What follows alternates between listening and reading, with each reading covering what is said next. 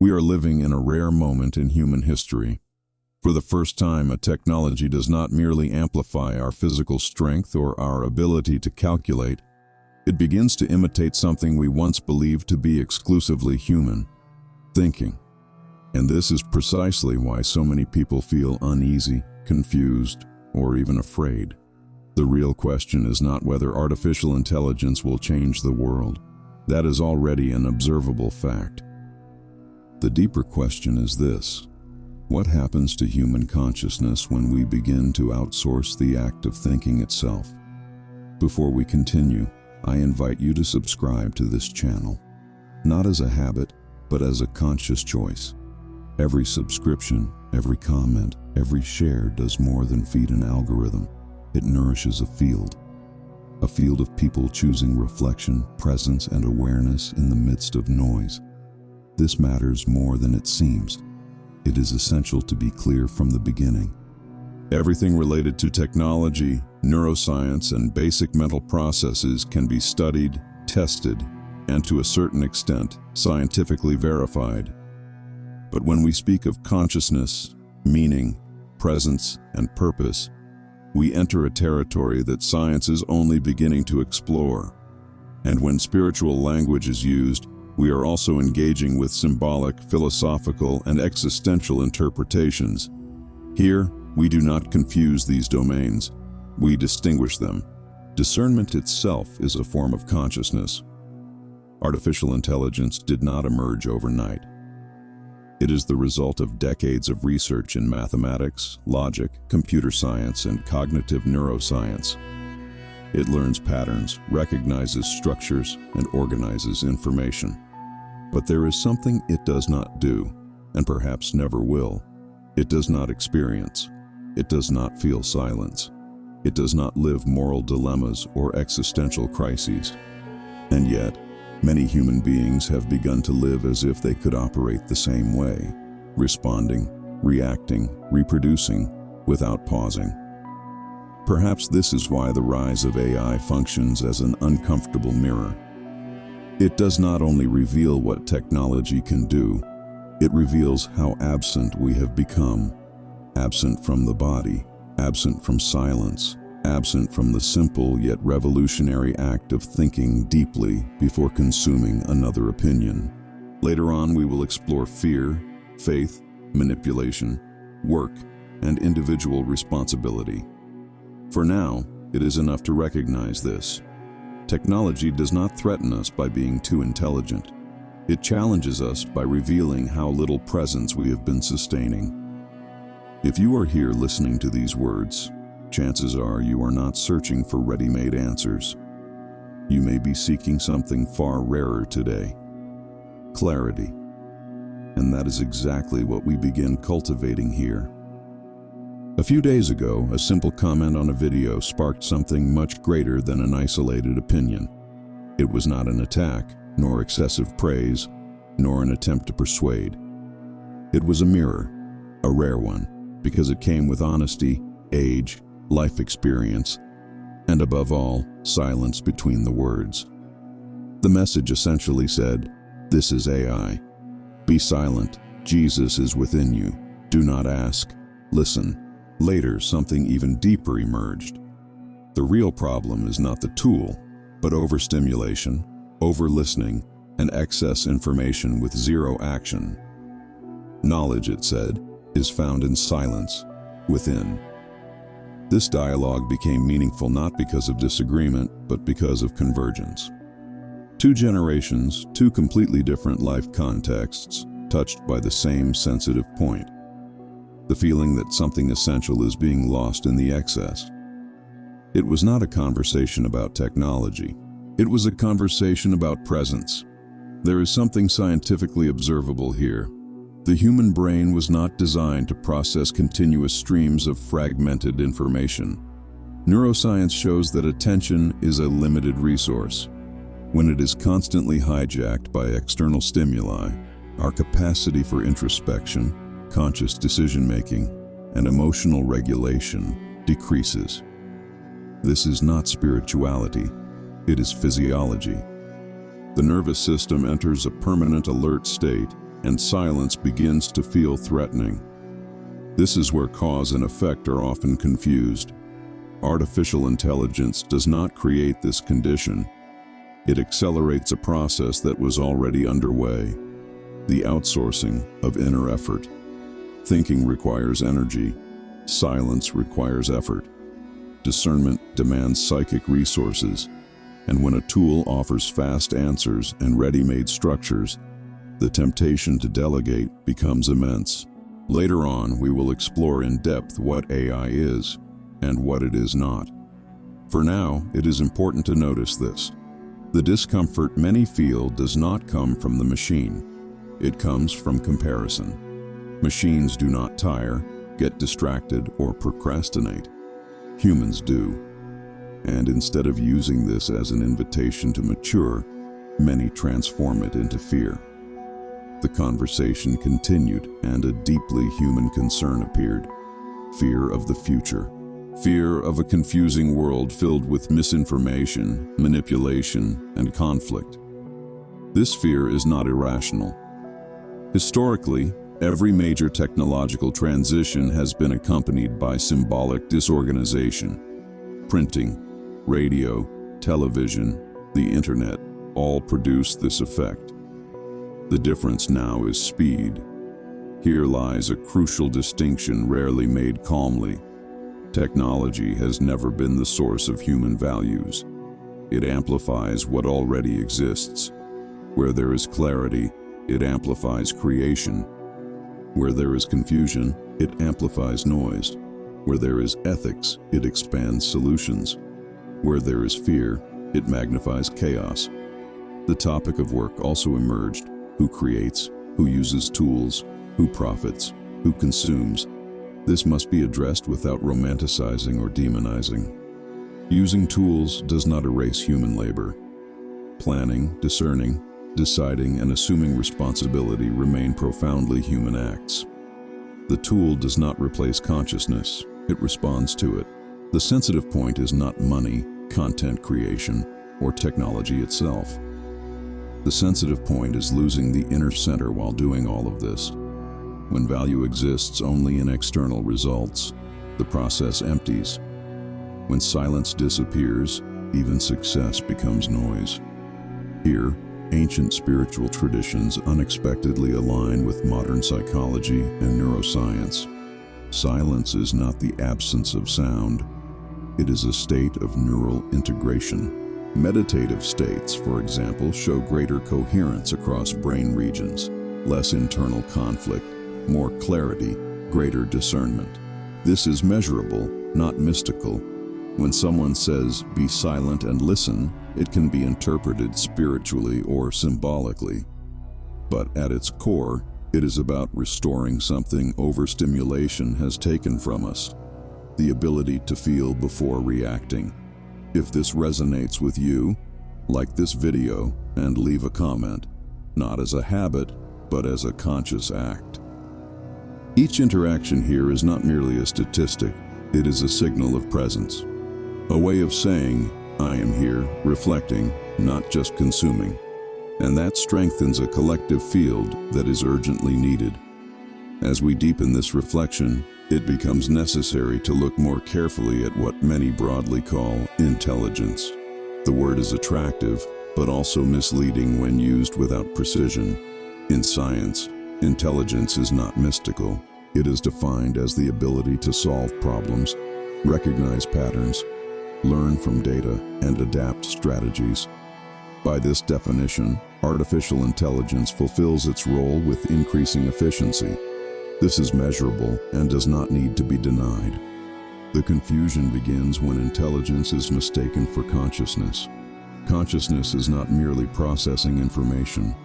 It is the awareness of being aware. It is the experience of meaning. It is the continuity of a sense of self over time. To this day, there is no scientific evidence that artificial systems possess subjective experience. They do not know that they exist. They do not know that they respond. They execute. This distinction is not abstract philosophy, it is essential. When a human being begins to treat a tool as a source of truth, something shifts internally. The reference point moves from within to outside. This has happened many times before. Sacred texts, political leaders, and ideologies have all been mistaken for absolute sources of truth.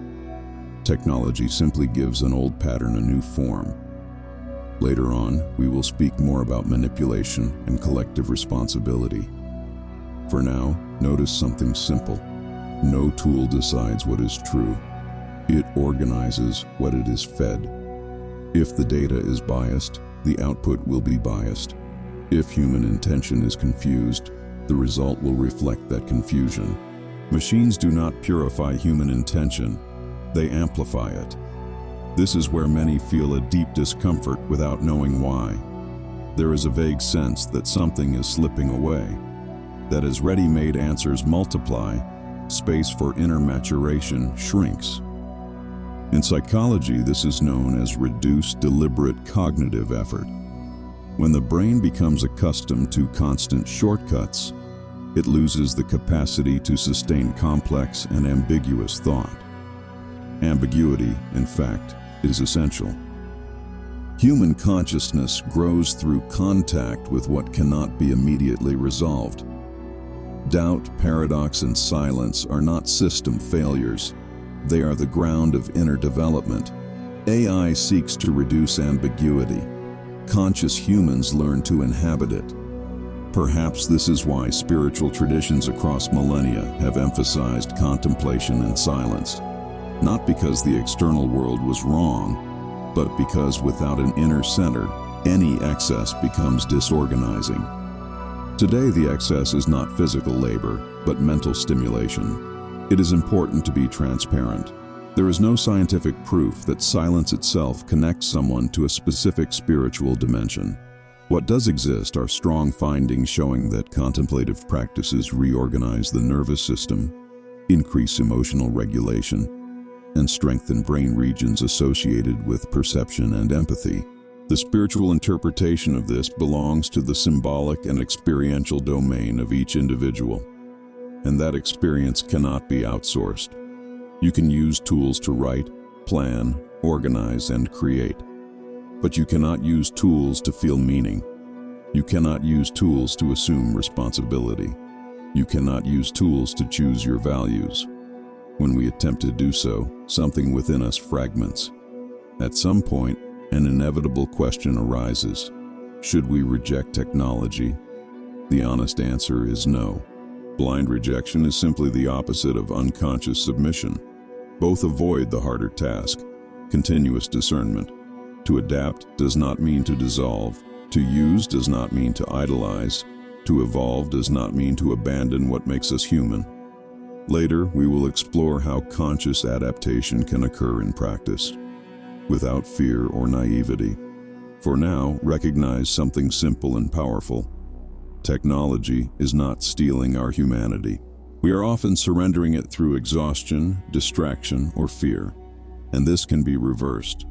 If at any moment you felt the impulse to pause, breathe, and reflect while listening to these words, that is already presence returning.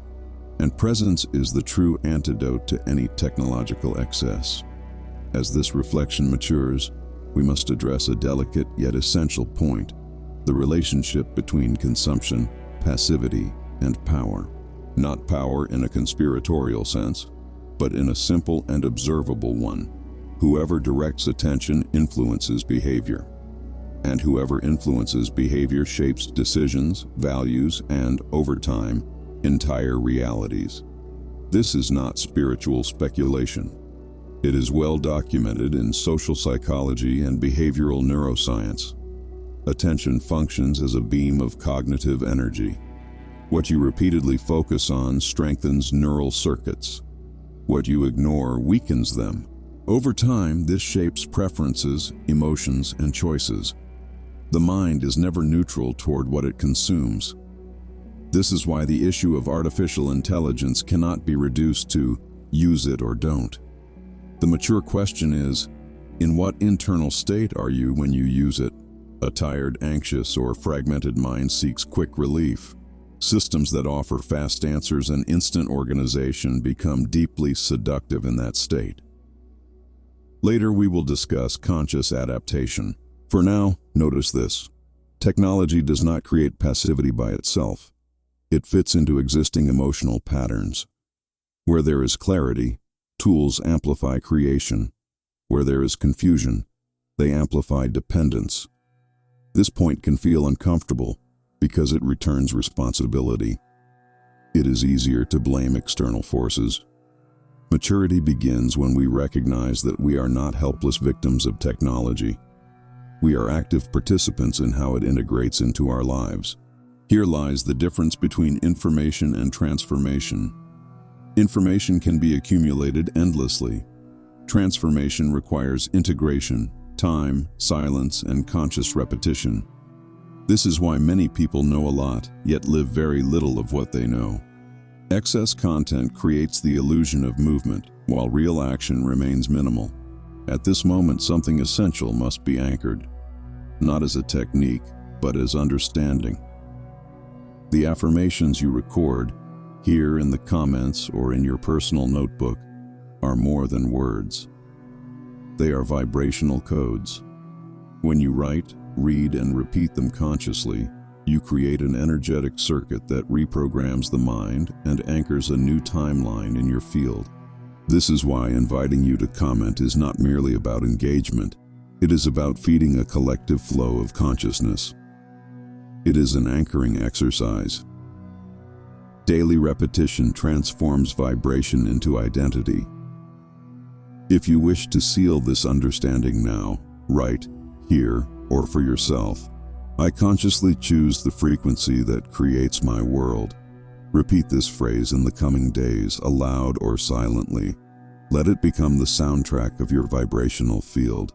Each time you pronounce it, the universe reorganizes its particles around this new coherence, and gradually, what no longer resonates begins to dissolve, naturally, without effort. From a scientific perspective, affirmations work by reinforcing neural circuits through repetition and focused attention. They do not force the universe to act. They reorganize perception, behavior, and decision-making. The spiritual interpretation, vibrational alignment, is symbolic and experiential, valid when it does not replace responsibility and action. This brings us back to the central issue: action. Many fears surrounding AI arise from a sense of future uselessness. If machines do everything, what is my place? This question emerges whenever humans confuse function with identity. You are not what you produce. You are who chooses, who feels, who responds ethically to the world. Tools can replace tasks. They cannot replace presence, character, or consciousness. When those are lost, it was not technology that took them. It was the absence of an inner center that allowed substitution. If this content is helping you reflect more clearly, like the video and leave a comment, not as a habit, but as a conscious marker of this moment. Each person who pauses to reflect strengthens a collective field that is quietly revolutionary. There is a subtle point where our relationship with technology shifts from conscious to compensatory. It does not happen dramatically. There is no warning sign, just a small inner displacement. Less silence, more noise. Less presence, more consumption. Less deep listening, more automatic reaction. Over time, this accumulates into the feeling of living a lot and feeling very little. This is where the question, adapt or reject, arises, and it is already limited. True adaptation is not technical, it is ontological. It is not about what you use, but from where you live. A fragmented mind uses any tool to escape. An integrated mind uses the same tool in service of something greater. Throughout history, whenever humans drifted from their inner center, they sought externally what could only be found within. Today, this pattern wears a digital aesthetic, but it is ancient. The difference is that now the mirror responds, suggests, organizes, and anticipates. This creates the illusion of companionship, guidance, presence. But it is not presence. It is functional simulation.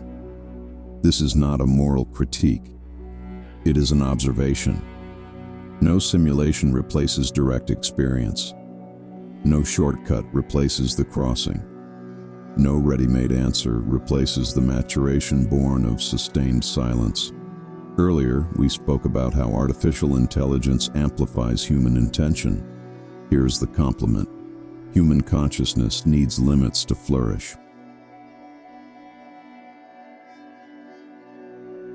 Excess does not expand indefinitely, it saturates. The brain requires pauses to consolidate learning. The psyche requires silence to integrate meaning. Spirituality disconnected from this becomes just another stimulus. The invitation then is not to reduce technology out of guilt or fear, but to recover criteria, to ask, before using any tool, does this bring me closer to myself or further away? Does it strengthen my discernment or weaken it? Does it make me more present or merely more informed? These questions cannot be answered by a machine. They require inner listening, honesty, time. Perhaps this is the greatest paradox of our era. Never have we had so much access to knowledge and so little intimacy with wisdom. Knowledge accumulates, wisdom incarnates, and incarnation requires slowness enough to feel what is being lived.